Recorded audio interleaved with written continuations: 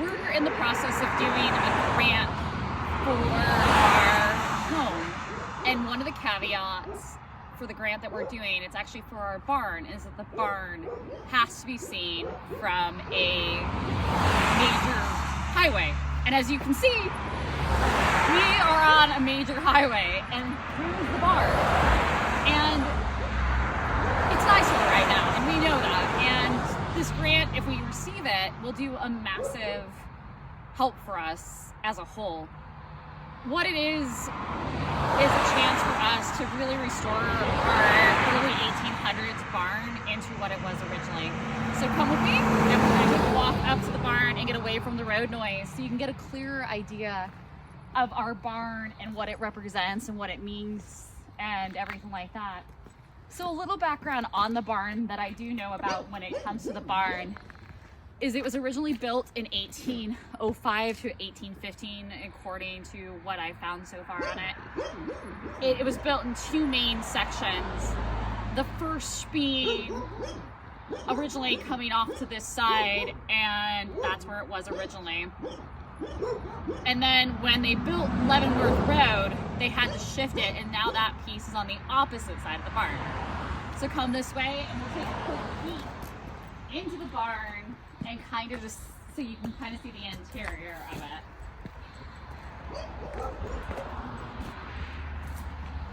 The barn is a bit of a mess right now. We're in the process of restoring it, but this grant that we're applying to will actually be a huge help when it comes to the restoration.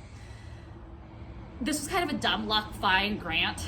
I was looking for something else for another class, and I happened to stumble across this, and it's specifically designed for Connecticut barns. And like I said before, it's like anything that's seen from the road, historical significance, anything like that. Our barn is really old. It was built, like I said, in the early 1800s. It's large, it's over 2,000 square feet, so it's a very large barn, which also adds to the significance of it, and it's fully intact. And a lot of barns out here in New England especially have been decimated over the course of time because of our elemental component, and ours is actually really in great shape. We do have to replace the roof, and we have some rotting wood in the upstairs areas, and we had an entire stairwell have to be ripped out because of rot from a leak in the barn. But this grant will allow us to get these projects done, upwards of $100,000 for us. The barn, we're probably looking at about $60,000 to restore it to about where we want it to be. But right now, finding a grant like this means that the options are stronger. I really hope you enjoy this, and I hope you enjoy the information that I've provided, and we will go from there.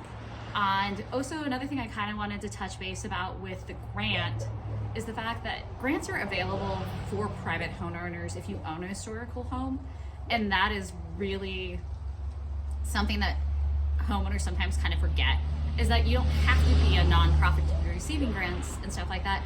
You can get grants for homes like ours that are historically significant, that have means and ways in which to gain, and are all part of that. So I think that's really important and something to consider if you do have an historic home like ours, that it's not just about like having the funds on your own, but also looking into options like a grant from the state to ensure that an eyesore is no longer becomes less than an eyesore.